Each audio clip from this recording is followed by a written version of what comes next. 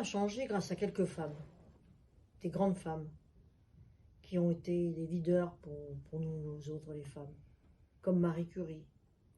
Des femmes qui ont évolué grâce à l'éducation et qui nous ont ouvert la voie sur certaines choses. Auparavant, on ne pouvait pas voter, on ne pouvait pas avoir un compte en banque.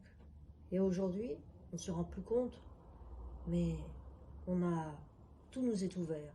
On est capable de voter, d'avoir un carnet de chèques, de faire plein de choses qui, il y a moins de 50 ans, nous étaient interdits.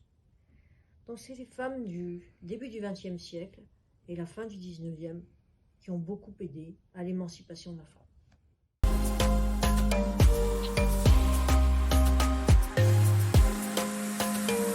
J'ai eu la chance, comme je l'ai dit, d'être dans un monde d'hommes. Et donc j'ai été ouverte à tout type de secteur, tout type d'activité. Et c'est ce qui m'a, grâce à mon enfance si particulière, ou disons ma jeunesse si particulière, eh bien je suis rentrée dans un monde d'hommes dès la fin de mes études, sans aucun complexe, sans imaginer aucune différence. Pour moi, la femme était égale de l'homme.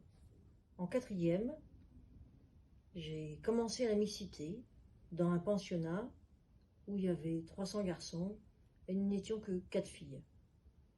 Donc le monde des hommes ne m'a jamais dérangée. Au contraire, c'était mon univers. Et ça, je remercie tous les jours mes parents, qui n'avaient que 3 filles, d'avoir eu cette idée originale de me mettre dans un pensionnat pour démarrer la mixité. Mes parents étaient vraiment originaux, ils ont vraiment eu envie d'avoir un garçon, et donc m'ont élevée telle quelle. J'étais la dernière de 3 filles.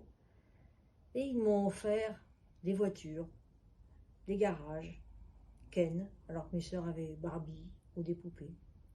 Donc le monde de l'homme est un monde qui me semble normal, sans différence. En revanche, au décès de mon père, quand j'avais début de la trentaine, eh bien les hommes m'ont dit, certains hommes m'ont dit, que j'étais non seulement une femme, trop jeune, pas ingénieure, pour être dans le monde de l'automobile. Moi, j'ai regardé mes atouts. Mes atouts, c'était la différence. Et j'ai toujours dû cultiver cette différence. Non seulement la différence en ayant des équipes qui soient dans la diversité, mais aussi la différence dans le mindset, dans la relation aux autres. Et j'ai beaucoup travaillé sur la relation aux autres, autant vis-à-vis de mes clients que vis-à-vis de mes collaborateurs. Parce que sans les autres, eh bien les entreprises ne se développent pas, et un dirigeant d'entreprise ne peut pas réussir sans ses collaborateurs.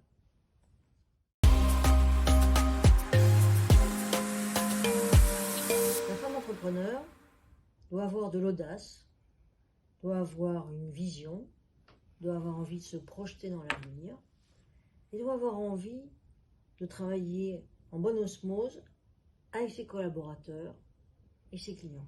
Elle doit aimer ses clients, elle doit aimer ses collaborateurs, et elle doit les entraîner pour créer le futur, leur montrer les voies de progrès, leur montrer où elle veut aller, et profiter de ses atouts, qui sont donc l'audace, l'innovation, la diversité, et le goût du challenge, et pour moi aussi, évidemment, l'international.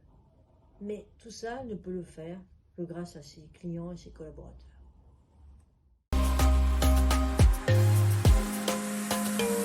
Si j'avais un message pour toutes les femmes, de toute génération, de toute culture, parce que je n'ai pas parlé, mais la diversité pour moi, c'est fondamental, eh bien c'est oser, aller de l'avant, ayez une vision, croyez en vous-même. Si vous croyez en vous-même, les autres croiront en vous. Et puis c'est surtout aimer les autres. Parce que pour construire une entreprise, on le construit avec ses collaborateurs.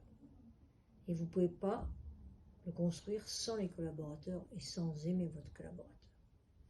Et sans aimer vos clients. Mais d'abord en aimant vos collaborateurs.